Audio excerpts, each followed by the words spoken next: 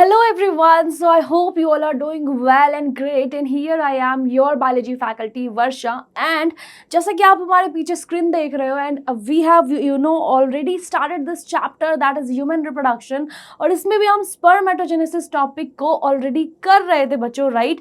तो यहाँ जो पीछे स्क्रीन पर है मैंने बताया था कि मैंने काफ़ी हद तक आपको चीज़ें बता रखी थी, बट फिर भी कुछ चीज़ें थी जो जैसे कि फीडबैक मैकेनिज्म वो बताना बाकी रह गया था। तो यहाँ पर ऑलरेडी थ्योरी पर्सपेक्टिव से लिखा हुआ है, लिखी हुई है चीज़ें, बट बच्चों में आपको एक चार्ट, फ्लो चार्ट फॉर्म में बताने वाली हूँ अभी चीज़ें, जिससे ये चीज़ जो है आपके लिए काफ़ी आसान हो जाएंगी। तो पहले ज़रा एक बार हम क्या कर सकते हैं बच्चे, इसको जो है रिवाइज कर लेते हैं कि हमने एग्जैक्टली क्या पढ़ा था। बच्चों स्पर्मेटोजेनेसिस की अगर मैं बात करूँ तो ये कब स्टार्ट होता है, जब जो मेल चाइल्ड है वो प्यूबर्टी रीच करता है, राइट। अब प्यूबर्टी रीच करता है तो उसके बाद ही क्या होता है बच्चे, क्योंकि हार्मोनल लेवल जो है वो इंक्रीज जाता है। ऑब्वियसली ये सब जो भी चीज़ें हैं, जितनी भी मैस्कुलिन प्रॉपर्टीज़ है या जो भी देखने को मिलती है, it is because of the increment in hormonal levels only. अब जो मेल हार्मोन है उसका नाम क्या है बच्चों, दैट इज टेस्टोस्टेरोन, राइट। तो अभी यहाँ पर देखो बेटा, स्पर्मेटोजेनेसिस में यहाँ पर है कुछ चीज़ें हैं, ज़रा देखें। और एक second, just a minute, okay. तो बेटा यहाँ पर तो स्पर्मियोजेनेसिस और स्पर्मिएशन की बात थी, तो ज़रा देखें।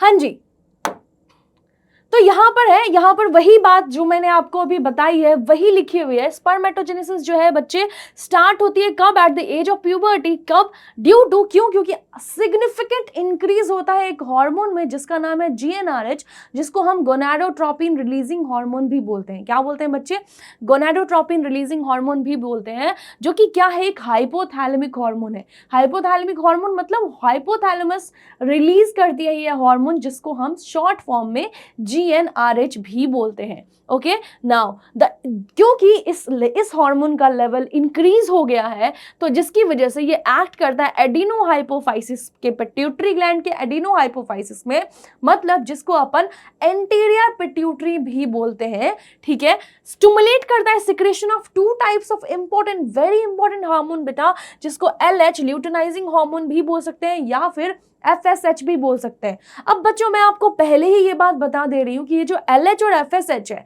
ये सेम हॉर्मोन्स जो है फीमेल्स में भी रिलीज होती हैं, और इसी तरीके से हाइपोथैलेमस GnRH रिलीज करता है जैसे ही प्यूबर्टी एज में फीमेल पहुंचती है, और फिर GnRH एंटीरियर पिट्यूटरी को मैसेज देता है कि अरे come on, release 2 more hormones, जो जिसको हम LH और FSH बोल रहे हैं।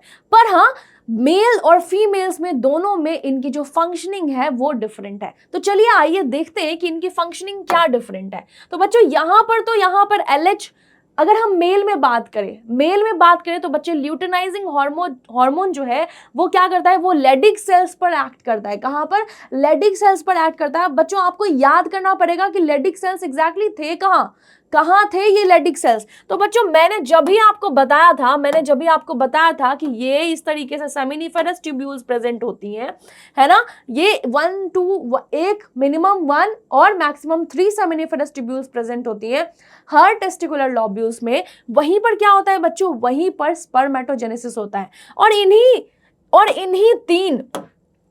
इन्हीं तीन ये जो आपके सेमिनिफेरस ट्यूब्यूल्स प्रेजेंट हैं, इन्हीं 3 सेमिनिफेरस ट्यूब्यूल्स के बीच में यहाँ पर कुछ स्पेस, इंटरस्टिशियल स्पेस जिसको बोलते हैं, उसी इंटरस्टिशियल स्पेस के अंदर क्या प्रेजेंट होते हैं, ये लेडिक सेल्स प्रेजेंट होते हैं। तो बच्चों यही लेडिक सेल्स जो है, ये LH ही इन लेडिक सेल्स पर काम करता है, जिसकी वजह से ये सिक्रीट करते हैं एंड्रोजेंस, और यही एंड्रोजेंस आफ्टरवर्ड्स किसमें कन्वर्ट होता है बच्चों, टेस्टोस्टेरोन में। किसमें, टेस्टोस्टेरोन में।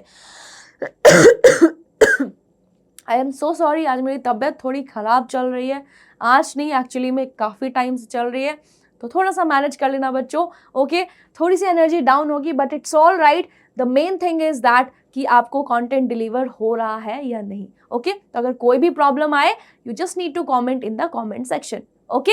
चलिए, तो यहाँ पर एंड्रोजेंस इन टर्न ये क्या करती है बच्चों, स्टिमुलेट करती है प्रोसेस ऑफ स्पर्मेटोजेनेसिस। और आपको पता है स्पर्मेटोजेनेसिस के प्रोसेस के लिए there is a hormone required which is also known as testosterone. तो हो गई ना बात क्लियर है ना। उसके बाद आती है दूसरे हार्मोन की बात, जो कि जीएनआरएच बच्चे, क्या एंटीरियर पिट्यूटरी को जीएनआरएच बोल रहा था कि भाई 2 हार्मोन जल्दी से जल्दी रिलीज कर। वो कौन कौन सी थी? दैट वाज ल्यूटिनाइजिंग हार्मोन, उसकी तो बात हमने कर ली कि उसकी क्या फंक्शनिंग है यहाँ मेल में, बट क्या हमने एफएसएच की करी बात?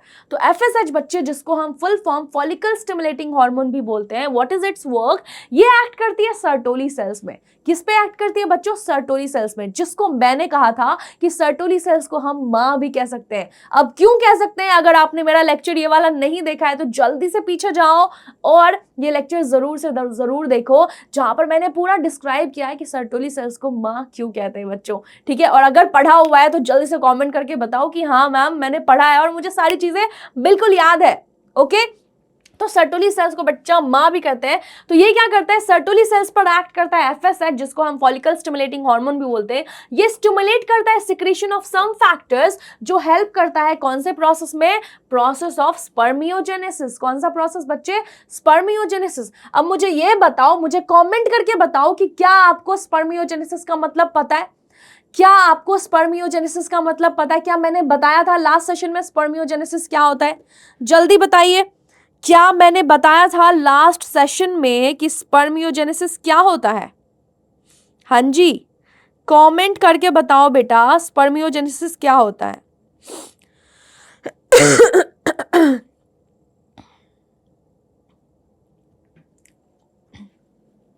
देखो बच्चे, स्पर्मियोजेनेसिस, सिंपली स्पर्मियोजेनेसिस का मतलब होता है कि जो स्पर्म्स है, ठीक है, जो इमेच्योर स्पर्म्स है वो फाइनली मैच्योर हो जाते हैं और कन्वर्ट हो जाते हैं बिल्कुल परफेक्ट स्पर्म में, मैच्योर स्पर्म में। उसी को क्या बोलते हैं? स्पर्मियोजेनेसिस बोलते हैं। ओके, तो चलिए अभी मैं एक्चुअली यहाँ पर आज हम जो अभी डिस्कस करेंगे, मैं अभी एक फ्लो चार्ट बनाने वाली हूँ बच्चों, which is very very important. Okay, which is very very important, जिसको अपन फीडबैक मैकेनिज्म भी बोल सकते हैं, ठीक है। और ये आपके एग्जाम पॉइंट ऑफ व्यू से बहुत ज़्यादा इंपॉर्टेंट है। किस पॉइंट ऑफ व्यू से बच्चे? नीट के एग्जाम पॉइंट ऑफ व्यू से बहुत ज़्यादा इंपॉर्टेंट है। Okay, so let's draw this flow chart. तो बच्चों यहाँ पर सबसे पहले जो हम बनाएंगे दैट विल बी हाइपोथैलेमस। क्या है बच्चा? हाइपोथैलेमस। ओके, तो बेटा ये रहा हाइपोथैलेमस। अब हाइपोथैलेमस जो है वो सबसे ऊपर बैठा है, वो सबसे ऊपर बैठा है। मैंने बोला ना बहुत सारे एंडोक्राइन ग्लैंड्स हैं, उनका मास्टर तो पिट्यूटरी ग्लैंड है, पर मास्टर ग्लैंड का भी एक मास्टर है ना। मास्टर ग्लैंड का भी एक मास्टर है, तो वो पिट्यूटरी ग्लैंड मास्टर ग्लैंड है। अब उसका भी मास्टर कौन है बच्चों? तो उसका मास्टर है अपना हाइपोथैलेमस। उसका मास्टर कौन है बच्चे? अपना हाइपोथैलेमस। तो अगर हम यहाँ पर स्पर्मेटोजेनेसिस के केस में देखें चीजें, अगर हम यहाँ पर स्पर्मेटोजेनेसिस के केस में चीजें देखें बच्चे, तो हाइपोथैलेमस जैसे ही मेल चाइल्ड प्यूबर्टी रीच करती है, हाइपोथैलेमस कौन सा हार्मोन रिलीज करता है? जीएनआरएच। कौन सा बेटा? जीएनआरएच रिलीज करता है। और इसकी क्वांटिटी जैसे ही एक परफेक्ट लेवल पर पहुंचती है, इसकी क्वांटिटी जैसे ही एक परफेक्ट लेवल पर पहुंचती है बच्चों, जीएनआरएच जो है किसको मैसेज देगा? जीएनआरएच बच्चों किसको मैसेज देगा? जीएनआरएच जो है वो एंटीरियर पिट्यूटरी को बोलेगा। किसको बेटा? जिसको हम एडिनोहाइपोफाइसिस भी बोल रहे हैं, एंटीरियर पिट्यूटरी को बोलेगा कि चलो 2 हार्मोन्स जल्दी जल्दी से रिलीज करो। क्या करो? 2 हार्मोन्स जल्दी जल्दी से रिलीज करो बेटा, ठीक है। और इन 2 हार्मोन्स का नाम क्या है? इन 2 हार्मोन्स का नाम क्या है बच्चों? तो इन 2 हार्मोन्स का नाम है, ये हो गए, एक तो हो गए अपने LH, एक हो गए बच्चा LH और दूसरा हो गया FSH। अब आपको अच्छी तरह से पता है कि LH का मतलब क्या होता है और FSH का मतलब क्या होता है। मैं अभी बार बार तभी से बोल रही हूं, LH का मतलब क्या होता है बच्चे? Luteinizing hormone. क्या होता है? Luteinizing hormone. ओके, क्या होता है बच्चा? Luteinizing hormone. अब जैसे ही एंटीरियर पिट्यूटरी को मैसेज आया तो LH की सिक्रीशन ज्यादा बढ़ गई। LH की सिक्रीशन क्या होगी बच्चे? ज्यादा बढ़ गई। LH किस पे एक्ट करता है? अभी जस्ट हमने पढ़ा था, LH किस पे एक्ट करता है? LH एक्ट करेगा लेडिक सेल्स पर। किस पर बेटा? LH एक्ट करेगा लेडिक सेल्स पर, जिसकी वजह से क्या होगा? एंड्रोजेंस का सिक्रीशन होगा। लेडिक सेल्स पर एक्ट करेगा बच्चे LH, तो उसकी वजह से क्या होगा, एंड्रोजेंस का सिक्रीशन होगा। और एज आई सेड, यही एंड्रोजेंस आफ्टरवर्ड्स बच्चे किस में कन्वर्ट हो जाते हैं, यही एंड्रोजेंस आफ्टरवर्ड्स कन्वर्ट हो जाते हैं किसमें, टेस्टोस्टेरोन में। तो क्या हम बोल सकते हैं कि अगर लेडिक सेल्स पर LH वर्क करना स्टार्ट करेगा तो टेस्टोस्टेरोन का लेवल बढ़ना शुरू होगा, राइट? क्या होगा बच्चे, टेस्टोस्टेरोन का लेवल जो है वो बढ़ना शुरू होगा। अब आपको पता है कि टेस्टोस्टेरोन का लेवल जैसे ही बढ़ा, वही तो काम कर रहा है। टेस्टोस्टेरोन का लेवल बच्चे जैसे ही बढ़ा वो क्या करेगा, बच्चे, टेस्टोस्टेरोन का लेवल जैसे ही बढ़ा वो क्या करेगा, स्पर्मेटोजेनेसिस का प्रोसेस बढ़ा देगा, है ना? क्या होगा, स्पर्मेटोजेनेसिस का प्रोसेस बढ़ा देगा। अब देखो बेटा, दूसरा हार्मोन जो हम बात कर रहे थे दैट इज FSH। दूसरा हार्मोन बच्चे जो रिलीज हो रही थी दैट वाज FSH। FSH किस पे काम कर रही थी बच्चे, FSH काम कर रही थी सर्टोली सेल्स पर। FSH किस पर काम कर रही थी, सर्टोली सेल्स पर। अब हम सर्टोली सेल्स को माँ भी बोलते हैं, है ना? सर्टोली सेल्स को क्या बोलते हैं बच्चे, हम माँ भी बोलते हैं। क्यों? सॉरी बच्चे, सर्टोली सेल्स को हम क्या बोलते हैं, माँ भी बोलते हैं। क्यों? क्योंकि भाई ये जो इमेच्योर स्पर्म है, जो बेबी स्पर्म है, छोटे छोटे से स्पर्मेटोगोनिया, जो प्राइमरी स्पर्मेटोगोनिया है, फिर उसके बाद सेकेंडरी में कन्वर्ट हो रहे हैं, फिर फाइनली एक मैच्योर स्पर्म बन रहे हैं। इनको मैच्योर करने में कौन मदद कर रही है, सर्टोली सेल्स ही तो बना रही है, यही तो इनका ख्याल रख रही है। तो मां नहीं कहेंगे भाई, है ना? अब ये किस तरह से ख्याल रख रहे हैं, इसके लिए आपको मेरा पहले वाला लेक्चर देखना बहुत इंपॉर्टेंट है बच्चों। तो अगर पहले वाली लेक्चर्स नहीं देखी है तो जल्दी से जाओ और लेक्चर देखो, ओके?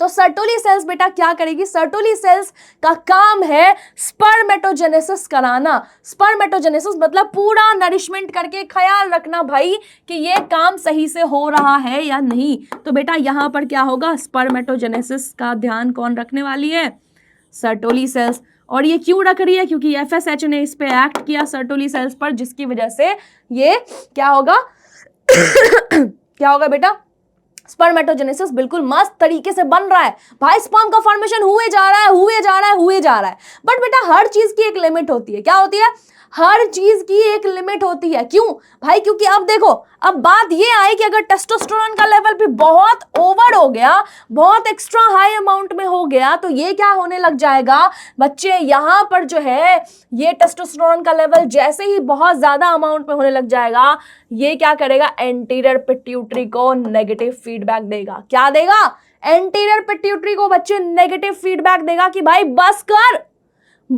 भाई, बस कर, बंद कर ये हार्मोन रिलीज करना। क्यों, क्योंकि अभी बहुत ज्यादा हो गया भाई, अभी इससे ज्यादा जरूरत नहीं है। किसी भी चीज की लिमिट में जरूरत होती है ना, किसी भी चीज की ज्यादा ना कम, एक बैलेंस्ड अमाउंट होना चाहिए, ठीक है? तो उसके बाद फिर यहां से एंटीरियर पिट्यूटरी से मैसेज चला जाएगा हाइपोथैलेमस को, और इस तरीके से बच्चे ये लिमिट हो जाएगा टेस्टोस्टेरोन का लेवल, ठीक है? अब इन द सेम वे बच्चे यहाँ पर जैसे LH इंक्रीज हो रही थी, वैसे ही बच्चा यहाँ पर FSH भी इंक्रीज हो रही है। अब FSH इंक्रीज हो रही है तो सर्टोली सेल्स अपना फंक्शनिंग करे जा रही है भाई, स्पर्म का फॉर्मेशन चले जा रहा है। पर भाई स्पर्म का भी फॉर्मेशन एक ढंग तरीके से होगा ना, ताकि सारे स्पर्म की नरिशमेंट भी सर्टोली सेल्स अच्छी तरीके से कर सके, राइट? तो एक टाइम के बाद जब सर्टोली सेल्स के पास हो जाता है कि अरे बहुत सारे बच्चे हो गए, अब इनको कैसे ख्याल रखूं, ठीक है? जैसे क्या होता है, सर्टोली सेल्स को लगता है अरे बहुत सारे बच्चे हो गए भाई, कैसे ख्याल रखें इनका। तो ये बहुत सारे बच्चे जब हो जाते हैं बेटा, तो सर्टोली सेल्स रिलीज करती है क्या, एक हार्मोन। सर्टोली सेल्स क्या करती है बच्चे, एक हार्मोन रिलीज करती है जिसको बोलते हैं इनहिबिन। क्या बोलते हैं, इनहिबिन। अब ये हार्मोन जैसे ही रिलीज हुई बेटा, ये इनहिबिन जैसे ही रिलीज हुई, ये क्या करेगी, it will provide negative feedback. किसको, नेगेटिव फीडबैक देगी, किसको, एंटीरियर पिट्यूटरी को। बोलेगी बस कर, बंद कर भाई, अभी जो स्पर्म है उसको ध्यान रखते हैं, उसका मैच्योर करते हैं, उसके बाद जब मुझे जरूरत पड़ेगी तो फिर मैं बोलूंगी, फिर जाके सेक्रीट करना, and then again will start spermatogenesis process. अभी जितना हो गया है काफी है, ठीक है? और ये जैसे ही होगा तो ये फिर से वापस से हाइपोथैलेमस को भी नेगेटिव फीडबैक देगा बच्चा। तो समझ में आया? So this is the feedback mechanism. So this is the feedback mechanism that works during spermatogenesis. क्या होता है बेटा? This is the feedback mechanism that works during spermatogenesis. Okay? ठीक है जी? तो अब देखो यही सब चीजें हैं बेटा जो यहाँ पर हो रहा है। बाकी आपको पता है, बाकी हमने क्या पढ़ा था, बाकी हमने यही पढ़ा था कि स्पर्मेटोजेनेसिस कैसे होता है। तो यही था भाई, जैसे ही प्यूबर्टी आया ये सब चीजें हुई, ये हार्मोनल लेवल हुआ और उसके बाद क्या हुआ बच्चा, बहुत सारे स्पर्मेटोगोनियम थे, सर्टोली सेल्स तो है ही वहां पर, है ना, सेमिनिफेरस ट्यूब्यूल्स में सर्टोली सेल्स है ना एम्बेडेड, वो है और वो ख्याल रख रही है। अब उसके वो ख्याल कैसे रख रही है, तो उन्हीं की वजह से वहां पर वो ध्यान रख रही है, तो जिसकी वजह से स्पर्मेटोगोनिया प्राइमरी स्पर्मेटोसाइट में कन्वर्ट होता है, फिर primary spermatocytes gets converted into secondary spermatocyte बच्चे, उसके बाद सेकेंडरी में क्या होता है, फिर फाइनली क्या होता है बेटा, स्पर्मेटेड बन जाता है और फिर फाइनली स्पर्मेटोजोआ बनता है। ठीक है, तो ये चीजें हमने ऑलरेडी कर दी, जिसमें अगर हमसे पूछा जाए, जिसमें बच्चे अगर हमसे पूछा जाए कि इन सारे प्रोसेस के दौरान ऐसी कौन सी चीजें हैं जो क्या है, डिप्लॉयड स्ट्रक्चर है, जो क्या है बच्चे, जो डिप्लॉयड स्ट्रक्चर है, तो क्या बोलोगे, what are the diploid structure, तो हम बोल सकते हैं स्पर्मेटोगोनिया और प्राइमरी स्पर्मेटोसाइट बच्चे क्या है, डिप्लॉयड स्ट्रक्चर है। क्यों, क्योंकि वहां तक माइटोसिस हो रहा है, बट आफ्टरवर्ड्स जो प्रोसेस है प्राइमरी स्पर्मेटोसाइट से फिर सेकेंडरी स्पर्मेटोसाइट और फिर स्पर्म बनने का प्रोसेस, वहां पर क्या हो रहा है, मियोसिस हो रही है। क्या हो रही है बच्चे, वहां पे क्या हो रहा है, मियोसिस हो रहा है, मियोसिस हो रहा है। एक बार देखना है, देखना है बच्चे, आपको देखना है, चलो देखते हैं, एक बार ये भी देख ही लेते हैं भाई।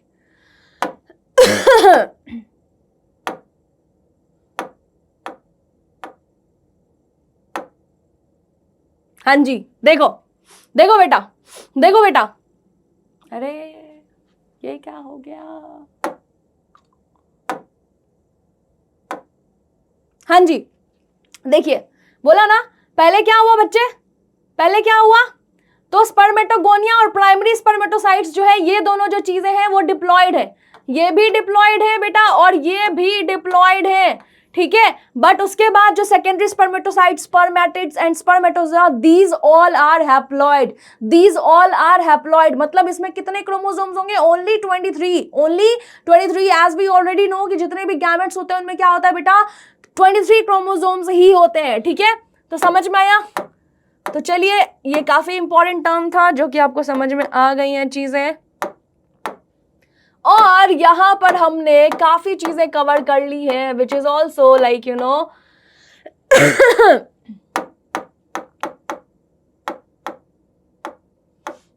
हाँ जी, तो हमने बेटा फीडबैक मैकेनिज्म भी कर लिया है, ठीक है, तो हमने बेटा फीडबैक मैकेनिज्म भी कर लिया है, ओके।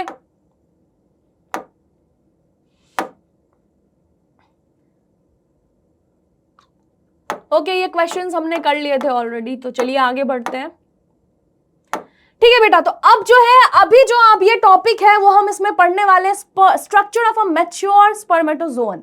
ये बेटा आपको स्ट्रक्चर पढ़ना बहुत इंपॉर्टेंट है बच्चों, क्योंकि यहां से क्वेश्चन जरूर से जरूर आते हैं हर एग्जाम में, चाहे कोई भी एग्जाम हो। आप अगर बोर्ड्स की तैयारी कर रहे हैं तो उसमें भी आएंगे, अगर आप नीट की तैयारी कर रहे हो तो उसमें भी जरूर से जरूर आएंगे, और आपको जानना चाहिए, ठीक है। तो चलिए स्पर्म का फुल कंप्लीट स्ट्रक्चर देखते हैं। बट बच्चों this is the structure of this is the structure, ये बेसिकली ओवम का स्ट्रक्चर है, ये ओवम है और इसमें पेनिट्रेशन हो रहा है स्पर्म का, ठीक है। तो ये वैसा स्ट्रक्चर है, स्ट्रक्चर ऑफ स्पर्म। अब देखो बेटा, sperm is equals to seed and zoon is equals to animal. तो यहाँ पर सीड इसलिए बोल रहे हैं बेटा क्योंकि देखो देखो जब भी हमें प्लांट ग्रो करना होता है तो हम सीड ही लगाते हैं, राइट। जब भी हमें प्लांट ग्रो करना होता है बच्चों तो हम तो सीड ही लगाते हैं ना। तो यहाँ पर स्पर्म भी क्या है, sperm is also like a seed only. ये जाता है, उसके बाद ही तो बेटा क्या होता है, उसके बाद ही फाइनली ओवम के साथ मीट होगा, तभी तो फर्टिलाइजेशन होगा, तभी तो फीटस डेवलपमेंट होगा ना मदर के वूम में, राइट। तो ये काइंड ऑफ सीड ही हुआ, ओके। तो sperm is equals to seed and zoon means animal. अब देखो बच्चा, अगर हम नॉर्मल स्पर्म या स्पर्मेटोजोआ की बात करें तो इसमें 3 पार्ट्स होते हैं। कितने पार्ट्स होते हैं, 3 पार्ट्स होते हैं। कौन कौन से पार्ट होंगे बच्चा, कौन कौन से पार्ट होंगे, हेड,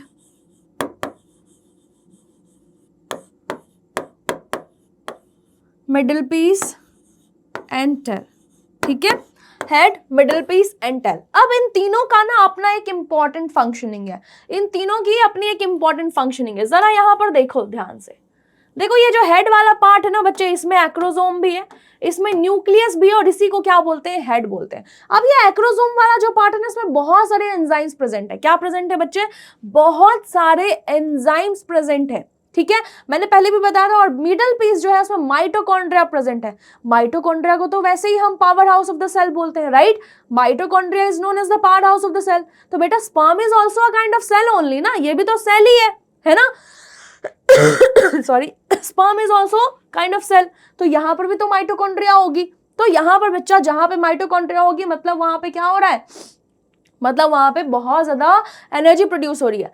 अब बाकी का जो पार्ट है दैट इज टेल, वो बेसिकली किसमें हेल्प कर रहा है, it helps in the movement of sperm. किसमें, it helps in the wagging movement of the, ठीक है, स्पर्म, ठीक है। तो अब देखो, the spermatozoon is a microscopic, obviously microscopic structure है, जिसमें 3 पार्ट्स है, head, neck, middle piece and a tail, ठीक है। Head, neck, middle piece and a tail, ठीक है।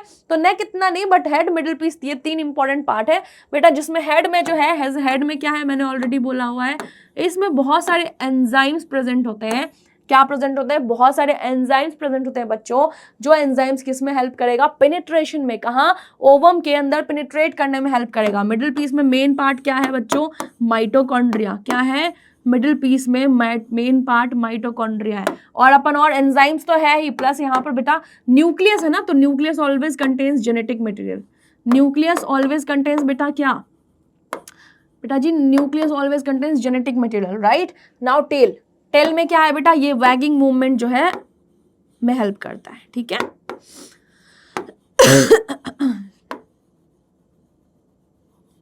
Okay, so now let's move on to the next slide.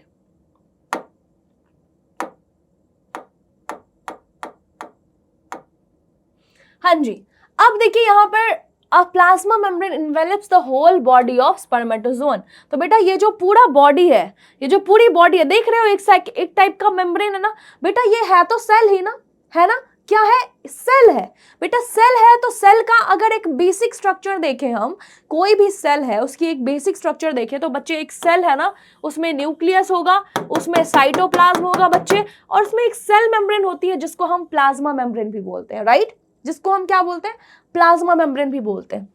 तो बच्चा ये भी तो सेल है, sperm is also a kind of cell.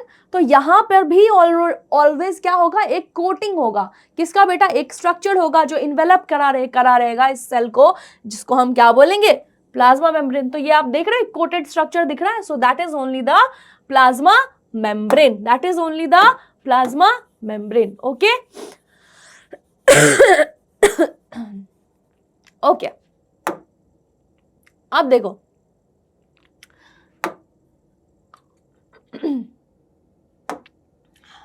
हाँ जी, the head of a spermatozoon contains and क्या है, इलोंगेटेड हैप्लॉइड न्यूक्लियस। ऑब्वियसली बच्चे स्पर्म क्या है, इट्स अ मेल गैमेट। क्या है, sperm is a male gamete. तो ऑब्वियसली ये क्या कंटेन करेगा, ये तो हैप्लॉइड ही रहेगा, है ना। ये सिर्फ half the number of chromosomes ही करेगा, क्योंकि मैंने ऑलरेडी बोला था बच्चे, अगर 46 क्रोमोसोम रहेगा, तो आपको पता है अगर 46 क्रोमोसोम रहेगा बेटा, तो 46 मिल के कोई एलियन नहीं पैदा हो जाएगा। बट अपने आपको तो नॉर्मल ह्यूमन बीइंग चाहिए ना भाई, नॉर्मल ह्यूमन चाइल्ड चाहिए। उसके बाद तो तभी तो, क्योंकि ओवम और स्पर्म दोनों मीट हो रहा है बेटा, तो दोनों में 23 रहेगा, तो ही मिक्स होके क्या बनेंगे, 46 बनेंगे, राइट। तो इसलिए यहां पर, और ये हैप्लॉइड क्यों होते हैं बच्चे, क्योंकि ऑब्वियसली ड्यूरिंग स्पर्मेटोजेनेसिस कौन सा वाला डिवीजन होता है, मियोटिक डिवीजन होता है। कौन सा वाला डिवीजन होता है बच्चे, मियोटिक डिवीजन होता है। अब देखो दूसरा है, द हेड जो है कवर है by a cap like structure, जिसको हम एक्रोसोम बोलते हैं। तो head is covered by a cap like structure, जिसको हम क्या बोलते हैं, एक्रोसोम बोलते हैं। ये जो स्ट्रक्चर आपको, ये जो आपको GIF फॉर्म में दिख रहा है, ये बेसिकली पेनिट्रेशन दिख रहा है इनटू द ओवम, कि कैसे स्पर्म जो है पेनिट्रेट करता है ओवम को, कैसे पेनिट्रेट करता है ओवम को बच्चे, ठीक है। तो ये मैं आपको बताऊंगी फर्टिलाइजेशन इवेंट्स के टाइम पे, मैं बताऊंगी एग्जैक्टली क्या क्या इवेंट्स होते हैं, क्या क्या चीजें होती हैं जो हो रही हैं इस टाइम पे, ठीक है। अब देखो, एक सेकेंड, जो एक्रोसोम है वो कंटेन करता है न्यूमरस एंजाइम्स, जैसे कि प्रोटीएजेस हो गया, एसिड फॉस्फेटेज हो गया, हाइयालुरोनिडेज हो गया, ठीक है। क्योंकि मैंने बोला भी था कि ओवम का जो आउटर हिस्सा है, ठीक है, वहां पर हाइलुरोनिक एसिड होती है, उससे बना हो, तो इसको उसको पिघलाने के लिए, उसको एक बेसिकली उसको अंदर पेनिट्रेट करने के लिए हाइलुरोनिडेज एंजाइम का जरूरत बहुत ज्यादा होता है। तो इसकी वजह से that help fertilisation of the ovum, मतलब basically penetration into the ovum, ठीक है। तो इस पे हम बहुत डिटेल में जाएंगे जब हम फर्टिलाइजेशन इवेंट पढ़ रहे होंगे, ठीक है। Now the middle piece possess, अब देखो बच्चा मिडिल पीस की अगर हम बात करें तो मिडिल पीस, मैंने बोला मिडिल पीस जैसे यहाँ एम से मिडिल पीस, एम से माइटोकॉन्ड्रिया, माइटोकॉन्ड्रिया जहां है मतलब बहुत ज्यादा एनर्जी प्रोड्यूस होगी, क्या चाहिए, बहुत ज्यादा एनर्जी होगी ताकि मूवमेंट हो सके टेल की, ठीक है। क्यों, अब ये क्यों जरूरी है बच्चे, क्योंकि स्पर्म की मोबिलिटी बहुत ज्यादा इंपॉर्टेंट है for the process of fertilisation. बच्चा बहुत दूर रास्ता तय करना है स्पर्म को, बहुत ज्यादा दूर तक पहुंचना है, ठीक है। ऐसे छोटे छोटे माइक्रोस्कोपिक स्ट्रक्चर होते हैं, उनके लिए तो बेटा वो बहुत ज्यादा दूरी है ना, ठीक है। वेजाइना से लेकर कहां पहुंचना है, फैलोपियन ट्यूब के एम्प्यूला वाले रीजन, क्योंकि वहीं पर तो क्या हो रहा है बच्चे, वहीं पर तो फर्टिलाइजेशन हो रहा है, करेक्ट। तो वहां पर तक पहुंचने के लिए भाई उसमें एनर्जी तो होनी चाहिए ना, तो ये एनर्जी कौन प्रोवाइड करता है, जो स्पर्म का मिडिल पीस है बच्चों वही प्रोवाइड करता है, जिसकी वजह से मोबिलिटी मूवमेंट आती है, ठीक है, स्पर्म में। Now a human male ejaculates about 200 to 300 million sperms during coitus, तो इतने मिलियन स्पर्म्स होते हैं बच्चे, तो कितना ज्यादा हाई एकदम रेस है भाई, पावरफुल रेस है, ठीक है। अब इस पावरफुल रेस में हिस्सा लेने के लिए क्या होगा, जरूरी है कि उसमें मोबिलिटी बहुत ज्यादा अच्छी होनी चाहिए। आई एम सो सॉरी ये दिख नहीं रहा अच्छे से, मैं आपको बता देती हूँ यहां पर क्या लिखा है। एक्चुअली 60%, मतलब 60% जो बेटा क्या है स्पर्म है, वो क्या होने चाहिए, नॉर्मल शेप एंड साइज, ठीक है, नॉर्मल शेप एंड साइज वाले होने चाहिए। और बाकी मतलब हर किसी में head, neck, middle piece and tail होना चाहिए 60% स्पर्म्स में। और बाकी 40% जो है बच्चा वो क्या होना चाहिए, 40% बहुत ज्यादा विगरस मोटिलिटी, मतलब बहुत ज्यादा हाई मूवमेंट, यूं यूं यूं एकदम दौड़ते हुए मोटिलिटी जो है वो हाईएस्ट होनी चाहिए 40% स्पर्म की, ठीक है, ताकि और तभी होगा नॉर्मल फर्टिलिटी रेट। अगर इतना नहीं रहा बच्चे तो नॉर्मल फर्टिलिटी पॉसिबल नहीं है, ओके। नाउ स्पर्म जो रिलीज होते हैं फ्रॉम सेमिनिफरस ट्यूब्यूल्स, ये ट्रांसपोर्टेड होते हैं बाय द एक्सेसरी डक्ट्स, ठीक है। देखो बेटा स्पर्म ट्रांसपोर्टेशन मैंने ऑलरेडी आपको बताया हुआ है कि किस तरह से, how it takes place exactly, ठीक है। तो स्पर्म जो है अगर सेमिनिफरस ट्यूब्यूल से रिलीज हुए तो उसके बाद आपको पता है एक्सेसरी ग्लैंड्स भी हैं जिनका यूज बहुत ज्यादा इंपॉर्टेंट है, जिनके सिक्रेशंस बहुत ज्यादा इंपॉर्टेंट है। और वो एक्सेसरी ग्लैंड्स बच्चों कौन कौन से हैं, जल्दी से कमेंट में लिख के बताओ, कमेंट सेक्शन में, ठीक है। देखो मेरी तो आवाज भी खराब हो रखी है यार, ठीक है, थोड़ी सी हेल्प करो मेरे को, बताओ क्या क्या है।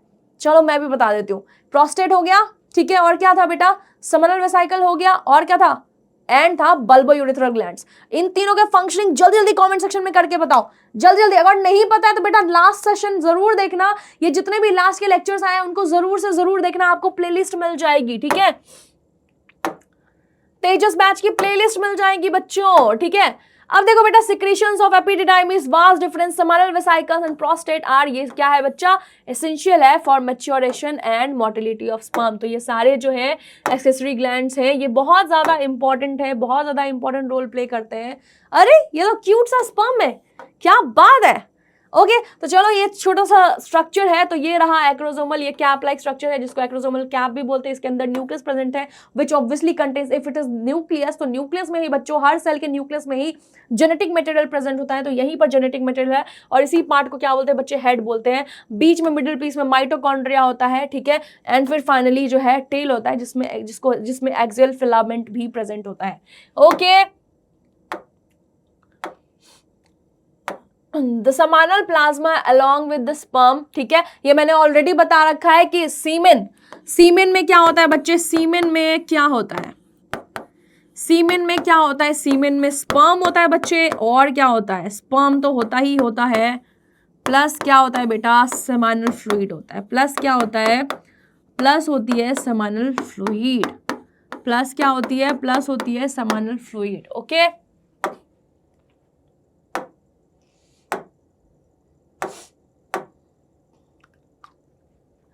The function of male sex accessory ducts and glands are maintained by the testicular hormones, जिसको एंड्रोजन्स भी बोलते हैं, ठीक है। तो ये जो है मेल सेक्स एक्सेसरी डक्ट्स और ग्लैंड जो है वो मेंटेन कौन करता है, एंड्रोजन्स की वजह से मेंटेन होता है, okay. So now here's a question. The secretions of which part of sperm helps to enter the ovum? जल्दी बताइए. Secretions of which part of sperm helps to enter the ovum? अभी ही मैंने बताया था बच्चों, अभी ही मैंने बताया था कि ऐसा कौन सा पार्ट है, ऐसा कौन सा पार्ट है स्पर्म का जो ओवम में पेनिट्रेशन में हेल्प करता है. बताइए बताइए बताइए. Come on guys.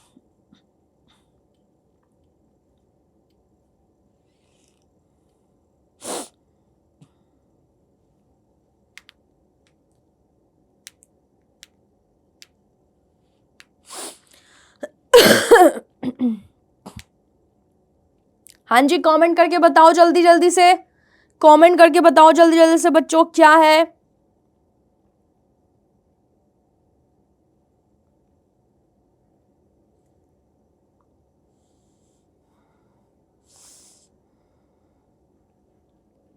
तब तक मैं एक इम्पॉर्टेंट आपको अपडेट बता रही हूँ. अपडेट इन द सेंस मतलब यही इसी से रिलेटेड है जो कि आपके लिए बहुत इंपॉर्टेंट है बच्चों. मैंने बताया था कि टेस्टिस जो है, जो मेल सेक्स ऑर्गन मतलब मेल प्राइमरी सेक्स ऑर्गन माना जाता है मेल्स में, ठीक है, वो जो है बच्चों जब मदर के वूम में कोई भी मेल चाइल्ड होता है तो 7 to 8 मंथ्स ऑफ प्रेगनेंसी तक जो है बच्चे, वो आपको पता है वैसे तो स्क्रोटम के बाहर, स्क्रोटम में रहता है ना टेस्टिस, है ना, outside the abdominal cavity, but 7 to 8 months तक प्रेगनेंसी में जो है बच्चे वो inside the abdominal cavity he present रहता है. क्या प्रेजेंट रहता है इनसाइड द एब्डोमिनल कैविटी बच्चों? टेस्टिस. ठीक है, after 7 to 8 month of pregnancy जो है बच्चे, वो क्या होता है, वो क्या करता है, वो डिसेंड कर जाता है, डिसेंड डाउन कर जाता है इनटू द स्क्रोटम. ठीक है, ठीक है, और उसकी वजह से फाइनली क्या होता है, तो टेस्टिस जो है इनटू द स्क्रोटम बाहर आउटसाइड द एब्डोमिनल कैविटी आ जाता है. अब आपको ये पता ही है ऑलरेडी कि स्पर्मेटोजेनेसिस के लिए क्यों वो बाहर है, क्योंकि स्पर्मेटोजेनेसिस के लिए 2 से 3 डिग्री लोअर टेम्परेचर चाहिए, बॉडी से लोअर टेम्परेचर, इसलिए वो बाहर रहता है outside the abdominal cavity. Right बच्चों. अब देखो यहाँ पर एक केस होता है, एक चीज होती है, एक कंडीशन होती है जिसको क्रिप्टोर्किडिज्म बोलते हैं, क्रिप्टोर्किडिज्म बोलते हैं बच्चे, जिसमें क्या होता है, डिसेंड करना ना टेस्टिस भूल जाती है, उसको लगता है अच्छा यही तो हमारा घर है, हम यहीं रहते हैं. ठीक है, तो डिसेंड नहीं होता है बच्चे, तो वैसे में जो मेल है वो क्या हो जाएगा, इनफर्टाइल हो जाएगा. जो मेल चाइल्ड है बच्चे वो क्या हो जाएगा, वो इनफर्टाइल मतलब या स्टेराइल भी बोल सकते हैं अपन. ठीक है, तो यहाँ पर क्या होती है कि फेल्ड हो जाती है, डिसेंड नहीं हो पाती है, तो इस समय स्टेराइल मेल हो जाएगा. पर अगर पता चल जाए तो उसको सर्जिकली जो है डिसेंड कराया जा सकता है. Okay, so I hope it is clear. ठीक है, चलिए. The secretion of which part of sperm? Obviously बच्चे एक्रोसोम होगा ना, इसमें क्या ही सोचना है इतना, है ना. तो बच्चों आज का सेशन यहीं तक का था. ठीक है, तो बच्चों आज का सेशन यहीं तक का था, तो आपको काफी इंपॉर्टेंट बातें पता चली है which is about spermatogenesis. Okay, so I hope it is clear to all of you. And ठीक है, तो आप लोग ऐसा करो, आप लोग जल्दी से एनसीईआरटी पढ़ो. ठीक है, और आपके लिए क्योंकि बहुत इंपॉर्टेंट है एनसीईआरटी का, एक एक पॉइंट इंपॉर्टेंट है बच्चों. और अगर आप एनसीईआरटी पढ़ रहे हो और मेरा लेक्चर्स फॉलो कर रहे हो तो ऐसे ही करते रहो, क्योंकि आपको और भी ऐसे इंटरेस्टिंग सेशंस मिलते रहेंगे. और तेजस बैच को अगर आप फॉलो कर रहे हो और अगर अभी तक ये वीडियो देख रहे हो और सब्सक्राइब नहीं किया बच्चों सेशन को, तो सब्सक्राइब करो यार, और अच्छा लगा तो लाइक भी करो यार. ये बोलने की जरूरत ही नहीं होनी चाहिए. ठीक है, तो अगर चाहते हो कि मैं बार बार इसी तरह आती रहूं आपके क्लास लेने के लिए, ठीक है, आपको अच्छे से समझ आ रही है चीजें, तो जल्दी कमेंट करके बताओ. And I will be coming with amazing things, amazing topics and interesting class. Okay, interesting sessions जो आपके लिए स्पेशल हो. ठीक है, और कुछ अगर कुछ भी रिक्वायरमेंट और भी लग रही है तो you can just comment in the comment section. And yes, you need to subscribe our channel as well. Okay, and yes, share करो अपने दोस्तों के साथ ज्यादा से ज्यादा, ताकि उनको भी ये फ्री वाले लेक्चर्स इजिली मिल पाए. ओके, चलिए फिर तब तक के लिए thank you everyone and all the best to all of our future doctors. Good bye everyone.